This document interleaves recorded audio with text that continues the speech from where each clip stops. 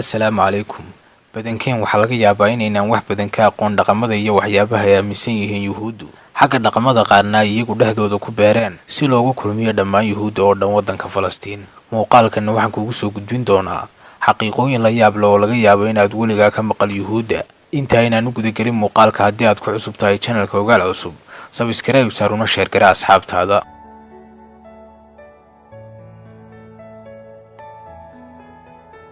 Dhaqamada guurka waa arrin aan loo galan Yuhuudda agtooda in qofku uuna guursan ama uu ku joogo qofku bilaa guurinta noloshiisa.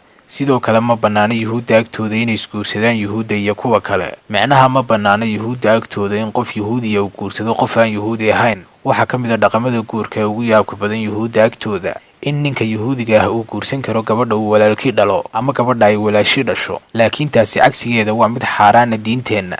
Waxaa ka mid ah sidoo kale caadooyinka arooska ee Yuhuudda agtooda in gabadhu ay soo daboolato habeenka arooskeeda dhammaan jidhkeeda oo dhan, xitaa wejigeeda, si looga ilaaliyo indhaha dadka ka soo qaybgalayaasha ah. Waxaana badanaa adeegsada caadadan dadka aadka ugu talaxda tegay diinta Yuhuudda.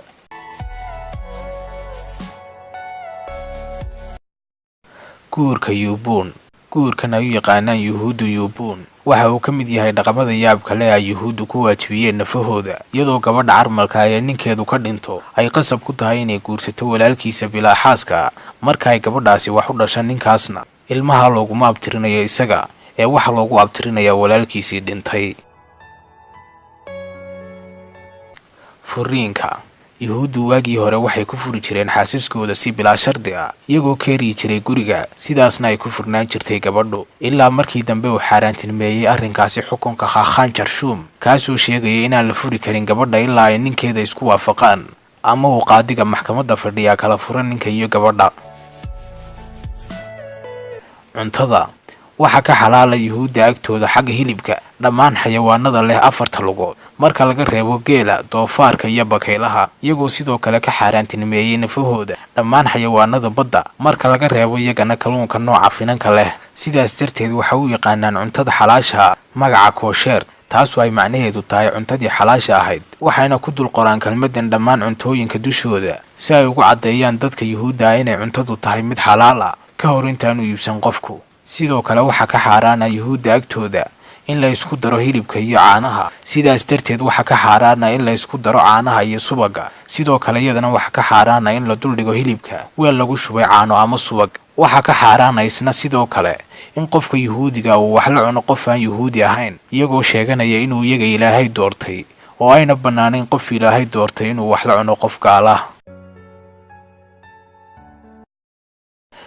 Da'da lagu qasbo qofka inuu cibaadaysto Yuhuudda agtooda.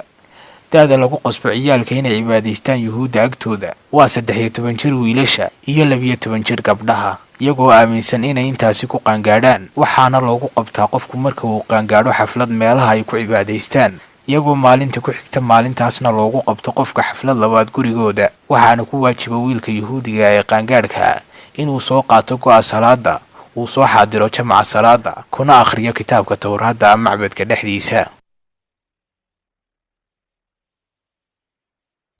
Shuruudda salaada Yuhuudda agtooda.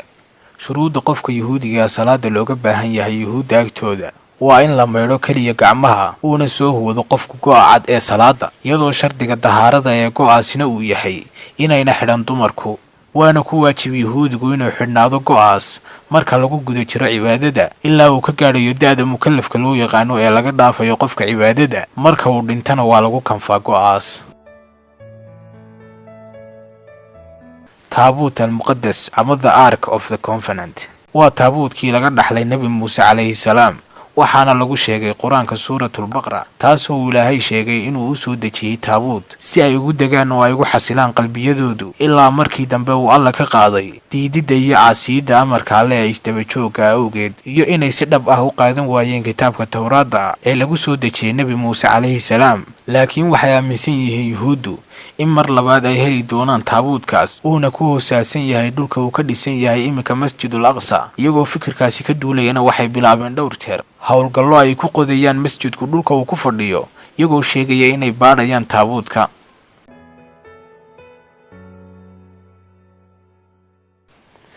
Magaca Israa'iil waa magacyada ugu caansan ee ay adeegsadaan sahaayinada ama Yuhuuddu si ay uga dhaadhiciyaan adduunka inay xaq u leeyihiin dhulka Falastiin. Magacan Israa'iil oo ay isu yaqaanaan waxa lagu magacaabi jiray Nabi Yacquub calayhi salaam, sida lagu sheegay Quraanka 2 jeer. Marka koowaad waxa lagu sheegay suuratu Al-Cimraan, marka labaadna waxa lagu sheegay suuratu Maryam. sidaas darteed dadka muslimka badankoodu waxay ugu yeedhaan dawladda Yuhuuda ama dawladda Sahaayinada, iyagoo ka cabsanaya inay xumaan u tiiriyaan nabiga Alle.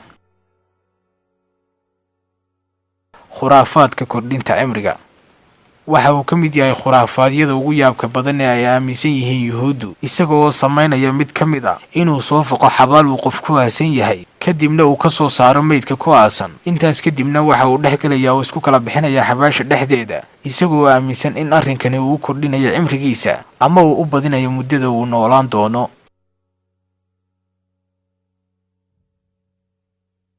haddii aad ka heshay daawada muuqaalkan, like noo saar. haddii aad ku cusub tahayna channelka Ogaal cusub, subscribe noo saar una share garaa asxaabtaada.